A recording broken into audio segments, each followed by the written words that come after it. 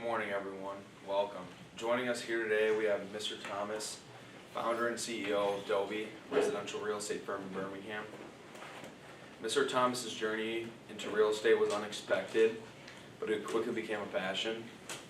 Seeing real estate owners enjoy great work-life balance inspired him to explore the field. He thrives on problem solving and believes businesses are built by the best problem solvers. Mr. Thomas is also a big believer in continuous learning, drawing insights from business books and podcasts to stay ahead. We're excited to hear his experiences and advice. Please join me in giving Mr. Thomas a warm Brother Rice welcome.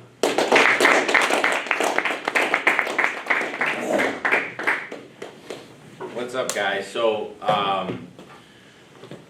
it's actually funny because I went to DealCell on the east side. Obviously, you guys know who they are. And, you know, sitting in your, it feels like yesterday I was coming to school in khakis and a collared shirt, kind of my hair all messed up and thinking, got it, this is going to be a long day. Now these days go really, really quick and they're just getting faster and faster. And here we are 20 years later now, almost 24 years later, and I'm standing here in front of you guys, so it's kind of crazy. But real estate, you know, when you think about real estate, I don't know, you guys have talked to a lot of different people, and a lot of people, there's so many different aspects of real estate, kind of like technology, right? Technology has, you know, I want to grow up and do technology. What does that mean? I want to grow up and do real estate. What does that mean?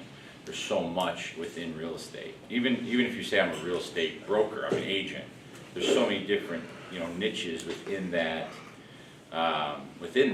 that you can make a living, right? And it's kind of funny because when I didn't really grow up, we weren't in real estate growing up, and that word, we were hospitality. I grew up in the family business, which was banquet halls, weddings, and we grew up working nights, weekends. Every day we would do, my father's facilities and my parents' facilities, we would do thousands of weddings a year. And that's what I always thought I was going to do. And I didn't love it, but I just kind of, since I was, as far back as I can remember, every holiday as a family, so we could spend time together, that's what we did. We went to the banquet hall and worked. I mean, I remember being 6, 7, 8 years old and stacking plates. And that's something that, it shaped me, it taught me how to work, but I never really pictured myself doing anything else because of it. Then I went to high school, really just thought, okay, this is what I'm going to do, because I still did that on the weekends, played sports, and whenever we could, that's what I did. Then I went to Oakland University, stayed home, and I worked. I worked through college, and I was the guy that stayed home, and then Thursday through Sunday, I went to the banquet hall, and I worked 40 hours from Thursday to Sunday, and, you know, bartend and sell weddings, and that's the stuff I did, work in the kitchen. And I was the guy when I graduated, I thought, I want to work, I want to make money, I want to, you know, I was through college, I thought I had a lot of money, which I did for a college kid. I saved all my money and I lived home.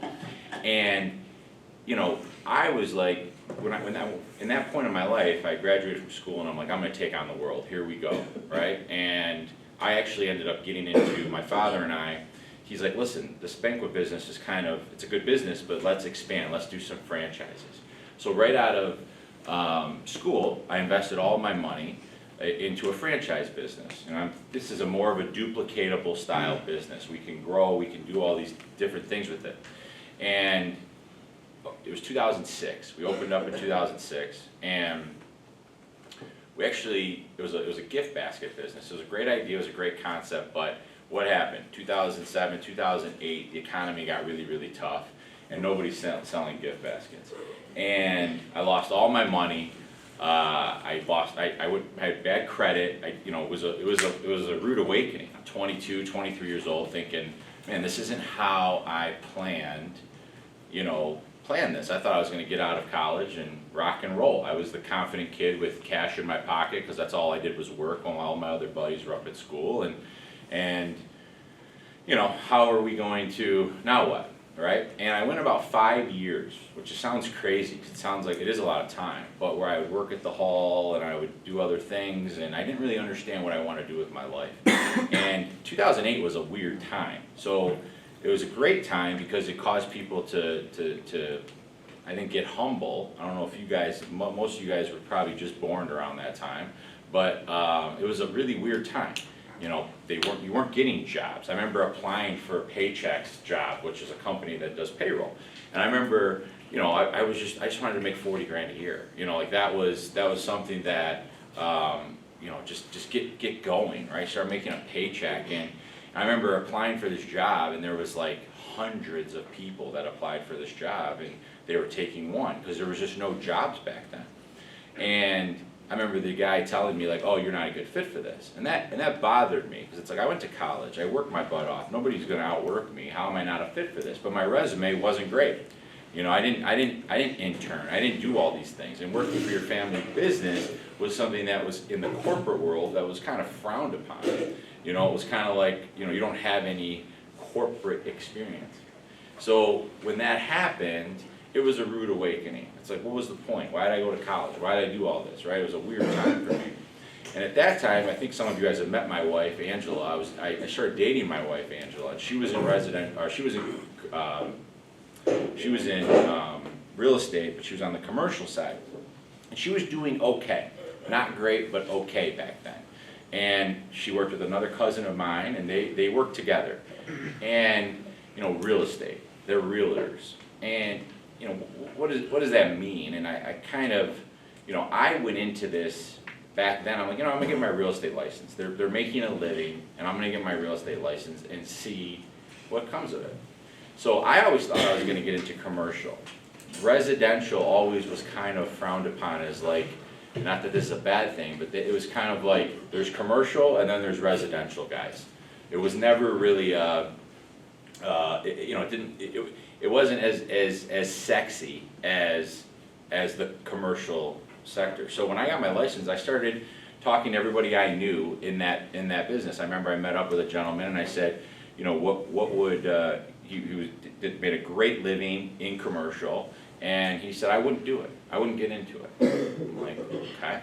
Then I met with some insurance guys. You know, should I get into insurance? No, I wouldn't do it. It's changing. Everybody told me they wouldn't do it, you know, because it's tough, it's hard, right? And that's when I realized what isn't tough, what isn't hard. Like, you just got to do it, right? So back then I have a cousin, I still do, who was doing a bunch of deals in the city of Detroit. So back then, Detroit still does, but not nearly as much, had thousands and thousands of properties that were dilapidated. And the banks had loans on these properties, and they just wanted to get rid of these properties. So these are properties that you walk in, guys, and there could be, you know, squatters, there could be pit bulls, there could be, you'd see needles on the ground for people that were, you know, partying there. The basement was flooded, right? Why was it flooded? There was copper in these old buildings. They would rip out all the copper so they could sell it and make a couple $100. I mean, it was a war zone down there. And my cousin's like, why don't you come work with me? And my cousin's one of those guys that he's a street guy, and he's a great dude. But I'm like, I graduated from college. I'm not going to get into that, you know. You don't graduate from college and go work for your cousin Albert. That's my point, right? But he's like, give me 90 days. If you don't like it, go do whatever you want to do. And back then, 2010, 2011, everyone else was kind of slow. You walked into his office and there was energy. There was people everywhere, okay? He was selling 600-700 homes a year, selling a home for $1, making $2,000-3,000. It was, I walked in and I instantly felt it. We went to work kind of looking like construction workers, because we're going in and out of these houses that, you know, are rough neighborhoods. They're kind of messy, right? So we went to work in Carhartt and construction boots, which was the complete opposite of what I thought I was going to do, right? I thought I was going to go to work in a collared shirt and a suit every day and be a businessman, right? And have my briefcase and, you know, be that thing. So why do I say that? I say that because it was very unexpected. You guys are young. You guys are going to get into the real world here. Not that you're not there now, but things are going to start changing for you guys in the next 8 years, okay? And what you think you're going to do today is probably not going to be what you do. Or you're going to do it and realize this isn't what I thought it was going to be. And when I walked into that office, the energy of the phones ringing, the energy of the conference rooms closing, I'm like, I'm getting into real estate. So I'm getting into dollar homes, and I sold, my goal was to just start making a living, right? Start making enough money to put gas in my car, pay my car payment, and start paying off a couple credit cards that I had from my businesses that I failed miserably at. And I tripled my expectation financially that year. And I say that to not be cocky, arrogant, or anything like that. I say that because that's when a light bulb went off for me, and I was like, this is what real estate is for me. So when I ask people, like, when they say real estate, what do you want to do? I want to own a bunch of buildings. I want people paying me rent, right? I want to do commercial. I want to do residential. I want to broker, whatever it is that you want to do. I want to own a brokerage, which I do, and I'll get into that. But the point here is, for me, I was kind of forced into it, and I started making more money than all of my friends. I started making more money than the people in commercial, and everybody kind of frowned upon it. They're like, you're selling dollar properties? You just sold a house for $1? But they didn't know about it. They didn't know what it was. They weren't open-minded to it, and I didn't have to explain it to them. But financially, my life started to go like this, and it was a really good thing for me. Well, so we would go from selling dollar properties, so I did that for almost about 1.5 years. And I thought, man, if, I got married, and I thought it's only a matter of time before I walk into the wrong home. These are some rough neighborhoods. You'd go up to a house, the doors would be wide open, you'd hear people upstairs. Like, it was time to kind of get out of that neighborhood and start doing other things. So I actually thought, man, what if I could apply what I know here, what I learned, all this street stuff that I learned, and take it into the $100,000 to $300,000 market, which back then, and still is today, but back then that was a big deal. $100,000, $300,000, that was a big deal. So I make $2,000 on a unit, I can make 5 or 6, right? And I went off on my own, not knowing what I was going to do, and I kind of I went into it with a lot of passion, a lot of just heart, and kind of that year did about 50 units on my own, grew my business to a $5-6 million book of business. So you're gonna hear me talk about books of business. That's how much 40, 50 houses at $6 million in 2011, 2012, that's how much volume I would sell, okay? Which, that's a lot of units. Today, if you told people that, they'd be like, 6 million at 50 units, that's crazy. $100,000 averages, you're working really hard for your money. But this is 2012. Today, that same 45 units would be 15 to 20 million, okay? So our minds work off of 3%, right? It's not quite 3% anymore, but our minds work off 3%. So I don't know how deep, I'm a money guy, I like money, right? So I think, when I meet with agents now, how big's your book? 10 million, 3%, 300 grand. Right? That's how much revenue they're bringing in to themselves, right?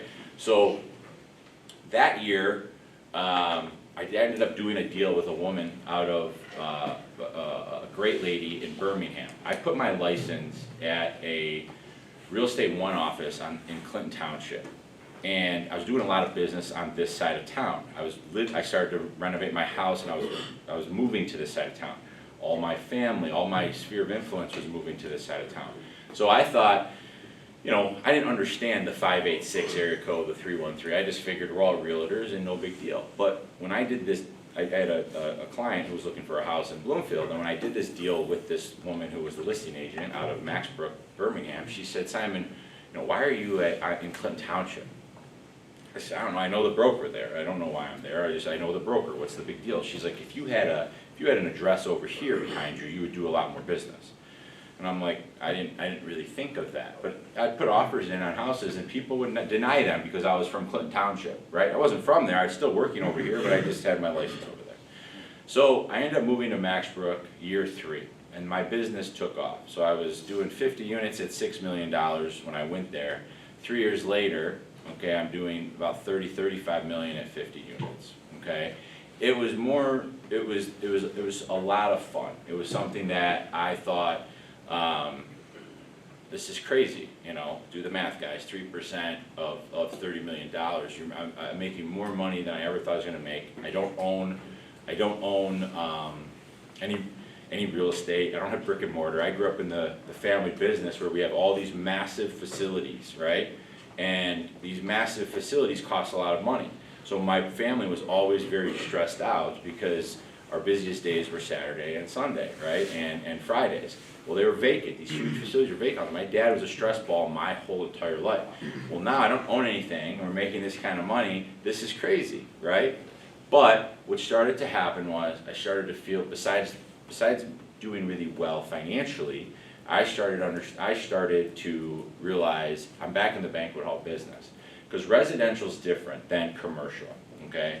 And am I the first residential guy here? Okay, so the difference with residential is when are people buying homes? Nights and weekends, right? So when everyone's getting home, my day was typically starting. You know, on a Saturday when everyone's playing golf, I'm typically showing a house. When you're doing that many units, you're typically showing a house. That's what I did in the banquet hall business. So I thought, man, I'm back in the banquet hall business. So I also started not having enough time in the day to service my clients, and I ended up starting a little team. And I ended up, the team mentality was just kind of coming to this area. Not many people had teams, and there was a KW office across the street from Maxbrook, and they had the platform for us to do that. So I moved over there with my assistant Rena and our first hire, John Leonis, a guy that is a really good friend of mine that I went to fourth grade with. And this guy I passed a lot of deals to him that I couldn't handle. He helped me out on the road. We could be in 2 places at once. And we had a cool little culture going. And we had a lot of fun. And what happened was within 6 months we were at 7 people because people were gravitating to us because we're having a lot of fun, we're doing a lot of units, and we're enjoying ourselves. And all of a sudden now we're at 7 people. Well, after about 7, 8 months of being there, I realized this wasn't for me. Okay, the KW culture, there was a lot of things that happened at Maxbrook and KW that I just didn't love, and I thought, man, what if we had a brokerage that looked like where we treated agents as clients, okay? Which sounds weird, but what happens as an agent, this is what happens, guys. We're all 1099. What that means is we pay fees, okay, to a broker. And as an agent, so you have an agent, right, which is what I was back then, and I would sell homes. Well, after every house I would sell, I would pay a fee to the broker, right? The broker would take their fees and run their business. What would the broker give you? The broker would give you, technology support. They would give you a building to work out of. They'd give you legal support, right? That was really it. But you'd pay all these fees and you'd sell all these houses. They're running a business. But what happened was these brokerages didn't look at agents as a client. And I grew up in is if you pay me, I work for you, right? And the culture of all these brokerages, which was only 7 or 8 years ago, wasn't that long ago, it's shifted now, that was, you guys work for us. And I thought, what if we open up a brokerage that flipped it? We work for the agents, and we supply great value to the agents. And I never really wanted to go into the brokerage side. But now I have this team, and I realize this team's never going to make a lot of money. The good ones are going to leave me because I'm charging a fee to them, the broker's charging a fee to them. We were charging too many fees, and I realized I'm going to lose these good people. And the bad ones are going to stay, which I don't want. So we jumped ship, and we started a brokerage, which is Dobi Real Estate. And Dobi went into it, we started in August of 18 with 7 people. By March of 19, we were at 40. And today, 7 years later, we're around 120 agents servicing the Metro Detroit area. It has evolved into a bunch of other things now. So about 2 years in, we were forced to, I believe in doing one thing really, really well. And I'm totally going against my theory on this, but the real estate business feeds a lot of other businesses, and to compete, my competition, they own title companies. So I started a title company, which has been a great little business. So now we sell houses, we're able to do the title. We've recently have a construction company now, and we did that because the market started getting tighter. So 2020, I'm always looking at units per agent. Okay, so if you look at a unit per agent, you have 100 agents, what do they average? A national stat historically is 12 units. Well, in 2020, what happened? You guys remember? COVID, right? So when COVID happened, the home became very important to people. What else was going on during 2020? Rates. Rates were like 2.75, 2.75 to 4%. They were toggling up and down there, which is free money. Okay, that's really, really cheap. Now, again, if I heard that at 17, 18 years old, I probably, what does that mean? But you realize when you get older, that's free money, okay? You can do a lot with a 2.75%, that's cheap, okay? So what happened was, people couldn't leave their homes. So now they needed another bedroom. They wanted a backyard. They wanted a bigger garage. They wanted a basement. They wanted more, right? But money's so cheap, they're buying a lot, right? So an explosion happened from 2020 to 2022, okay? And we went to 16 unit averages, which is a huge number per agent in our world, okay? So then what happens in 2022? Any guess? What's that? They went way up. Yeah, they didn't slowly, it was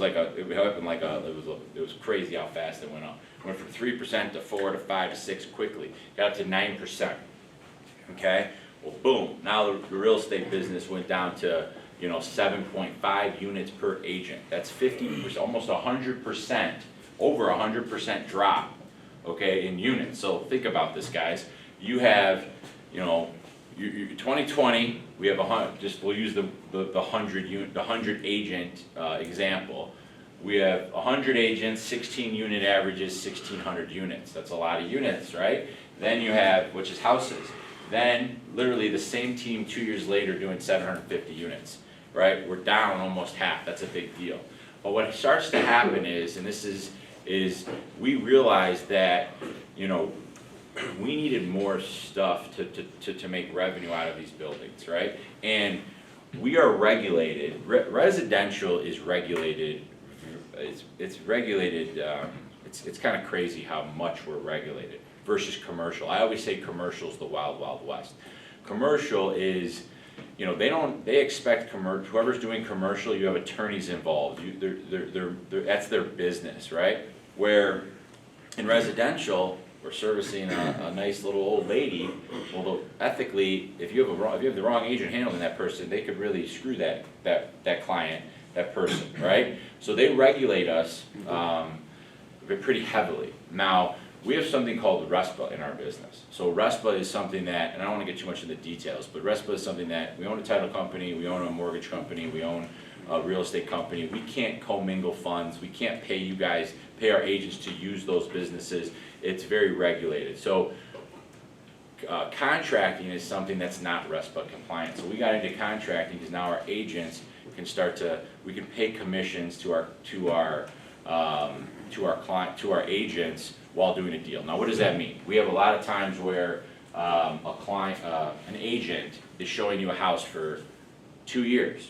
Okay, I used to show houses for 90 days, show go out with you 1 to 2 times and get a house under contract. That process now is up to 2 years. Okay, so what that means is they would write 7, 8, 10 offers, right? Not get accepted. Why? Multiple offers on every house, very low inventory, prices are really high, right? So now agents are very discouraged right now, and there's a lot of agents getting out of business. So what a lot of people would do is say, I'm not going to move. They get discouraged. I'm going to renovate my home. So it made sense to open up a construction arm, and now we're doing that. So the point here is, this started from I wanted to just make a pay, get my life in order, and this is like something I'm going to do, just to get going, right? To now, 4 companies, thousands and thousands of transactions a year, and growing. So we're 14 years in the game. But I know do you guys have any questions about residential? Residential's, again, I think there's a lot of people that understand residential, but residential to me is, it's unbelievable because it changed my life. But from the outside looking in, everybody is a realtor, right? So how many people know a realtor in this office, or a family member that's a realtor? all of it, right? So how is it that I would be different from the guy next to me, right? And that's all relationship based. Jason said it when I walked in here, he said, no, it's so relationship based, and it's true. I mean, relationships are everything. I mean, and your name is everything. So when you get into the real world, you just want to start making money. You just want to start doing things. I call it survival zone. You're in survival zone. You're willing to do things that nobody else is willing to do, but you also think it's going to be easy. Your parents might tell you, and people around you might tell you it's going to be hard, but you don't know what that means, right? But then you get in it and you realize this is hard. This is really tough. Like how it's one thing to talk about it, but that's another to experience it. And what I can't stress enough, and I tell my young agents who start with me, don't do things for the dollar, do things for the client. Obsess over the client, not the dollar, and the money will come. But in the beginning, in survival zone, that's really, really hard to do because you just want to make a deal. You just want to have a transaction, right? So residential is it's a fun game. It's a stressful game right now. It's a roller coaster game. I don't know many industries that are not, but do you guys have any other questions? Or do you have questions about residential? Like, how did you start, like, when you started in the business, how did you start generating your leads that you got to make all these? So, And also, like, like, it's very relationship based, but don't most people buy, like, 1 to 2 homes in their life, or, like, 1 home? yeah. Instead of, like, if it's a commercial and there's a big company, they keep buying more, like, warehouses and all this other stuff. Yeah, it's a good question. So, residential, if I sell you a home, there's a good chance I'm not gonna get you back for 7 to 10 years, okay? That's the stat.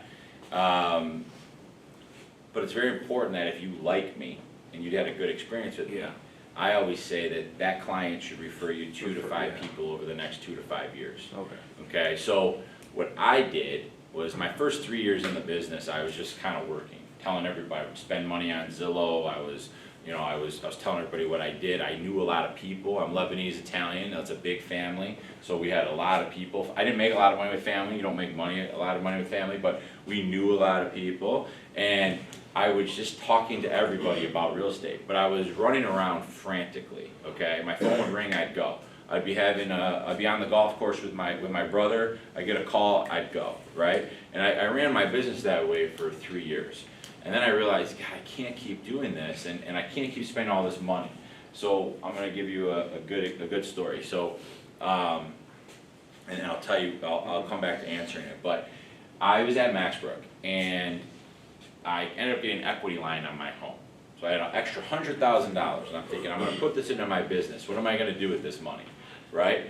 And I met with the broker, and I said, hey, I'm thinking about putting together this mass mailing plan, and I'm going to blanket Birmingham, Bloomfield, and Beverly Hills, 35,000 mass mailers.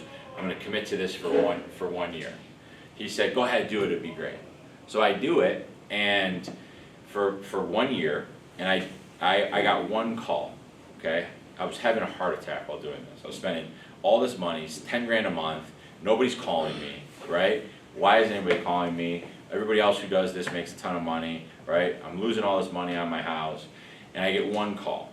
And the call actually was a gentleman who called my wife and said, is this your husband? He does residential. My wife's like, yeah, my wife's done deals with him in the commercial space. She says, yes. So he says, I have a house that's listed, I can't sell it. It's $2.5 million.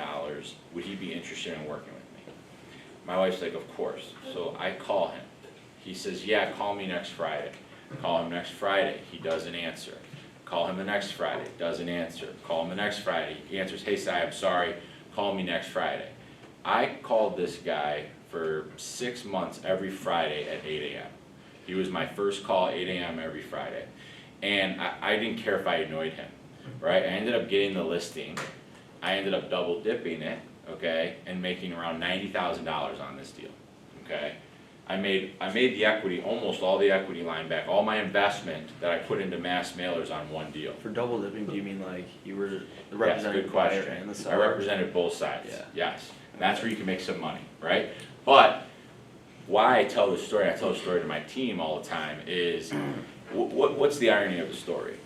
If I didn't spend the $100,000 on mass mailers, okay, I wouldn't have had him. That's not the, no, that was stupid. What I should have done was take everybody I know and everybody my wife knows and start calling them. Yeah. And let them know what I do and have a simple conversation with them, you know, and hey, I'm in real estate, just let you know if you need anything, I'm here, you have any questions, I'm here. You just have those, if I would have done that with 10 to 20 people a day, out of the couple thousand people that's in our database, I wouldn't have had to spend $100 grand to make $100 grand, right? So that just shows you it's relationship based. So that's when a trigger went off in my head and I said, I'm done spending this kind of money. You don't have to spend this kind of money to generate business.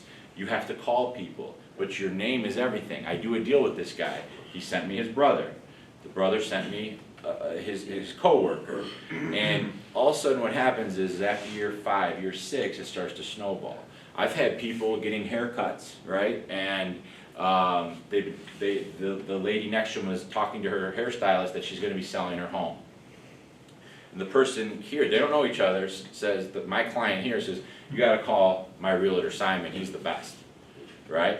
Now, you know, that person would call me and that's how I met that person. And it starts taking a life of its own. But what realtors don't do a good job at, and this is how I built my career, okay? I went from selling dollar homes, guys, to we sell over 1,200 homes a year now. We do over 2,500 title orders. We're doing, you know, millions and millions of dollars in GC work now in construction. And again, I don't say that to be arrogant. This is a broke kid from the east side that, you know, I had the worst grades growing up. I say it because all I did was just work. And I cared about my name. And if I told you I was going to do something, I was going to do it.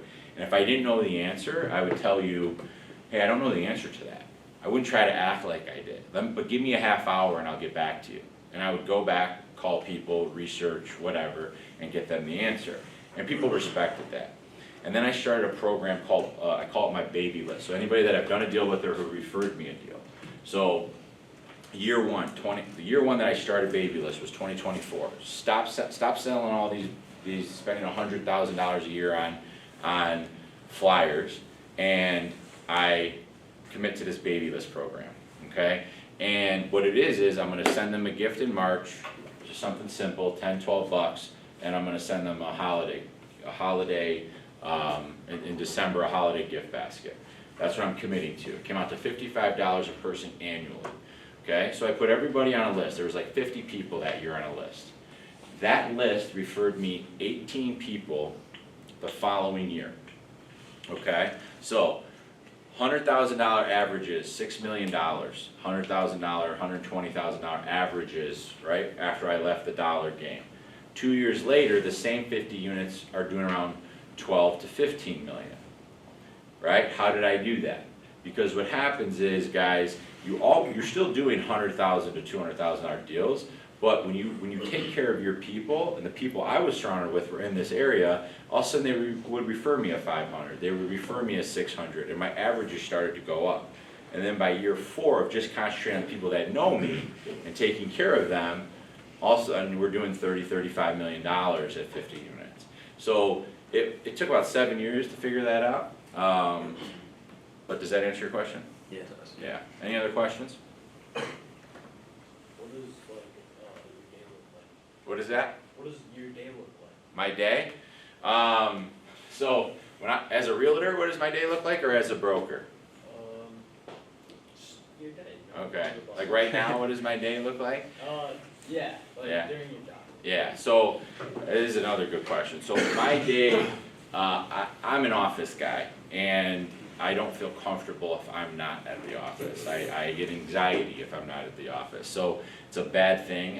With technology and the way things work and my awesome team, we built a really good team, and I don't have to be there 24/7, but I do, and I have very ambitious goals to grow our business. I want to get to multiple locations and more agents, and I want to grow our businesses. So my day, typically I'm up early. I have 4 kids. I take them to school. I'm usually at work by 8:15. And from 8:15, I will not take a meeting from 8:15 to 10. I'm typically on my computer answering all my emails and making sure that I'm planning out my day.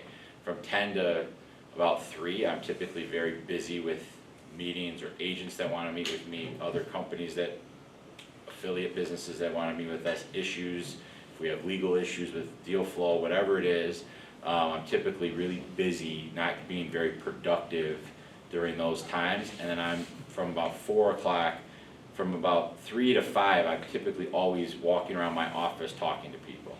And then from 5 to 7, I'm usually responding to all my emails again and getting organized and doing that. But, and then I typically try to get home by 7:30.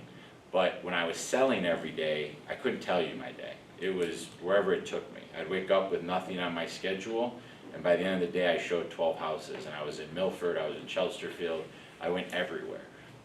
Because the market was so hot, is so hot, you get a list, you get a call, you don't have time. House hits the market, you gotta go. There's no time, because if you don't, you wait a day, it's probably gonna be under contract. So it's a very emotional business. Commercial is not emotional. Commercial, you're dealing with business people. It's about numbers. This is where people live, this is where they raise their kids, you know? So it's a little different, and if you don't respond right away, you don't go right away, you could lose a client. Another question, so you're not talking about double dipping and stuff, but is it harder to do that because you would have to like try and get a good deal for the buyer, and then for this, when you're working with the seller at the same house, you're trying to like. It could be a place it, conflict like, of interest, yeah. Okay. It is hard, and you have to be very, I always tell people, if you have a listing, you work for the listing agent. Yeah. If you get somebody that calls the sign, or calls you from Zillow, or you know somebody that wants the property, then you need to go to the listing agent and say, are you comfortable with me doing this? If you're not, I will refer it to another agent, let them be represented. So instantly, the listing agent doesn't think what are you doing here, right? Like, who are you, I've told you numbers, are you telling them? So they instantly trust you. And yeah, sometimes you don't make a full, typically you get 3% on the buy side, 3% on the list side. A lot of times you have to cut that, save the seller some money, and then their temperature goes down a little bit. Yeah. But it's not easy, and there's some people that don't like you doing it. Okay. Any other questions for Simon? That's it? So make sure you guys follow on Instagram. Simon does a lot of like talking and residential. One of the main differences in residential and commercial, residential guys really got to get their names out there, right? They have to market themselves. Like if you guys are on social media, you'll see residential agents a lot of the times. You don't see too many commercial guys doing that, right? It's not as popular because residential, you're dealing with people. But social media, it's people-based, right? So the more views you get, the more clicks, the more referrals you get, the more homes you can sell. So follow Simon on Instagram at The Real Simon Thomas, and follow Dobi. They post stuff all the time with advice, case studies, stories. I mean, I'm pretty dialed into it, right? So follow them, pay attention to what they're doing. What year did you start this company? 7 years ago. 7 years ago, guys. Drive around Birmingham, Bloomfield, Rochester, any major market where there's $500,000 plus homes. Royal Oak, 300,000. Dobi signs are everywhere. All right, they didn't exist 7 years ago. KW, Keller Williams, Real Estate One, Maxbrook. These are companies that have been around for 50 years, 100. I mean, forever, right? And he came in 7 years ago and basically rewrote the whole playbook. All right. So make sure you guys study him, study their Instagram. That's the easiest resource you guys can use. And if you have any questions about it, you can email me. Email me if you guys, I'm in Birmingham, if you guys are driving by, come in and say hi. I'll give you a tour of the place, of the building. We have a beautiful office. And yeah, I mean, has anybody ever been to Dobi or seen Dobi? No? It's right by the ice arena. Yeah. Okay. Okay. All right. All right, guys. Thank you guys.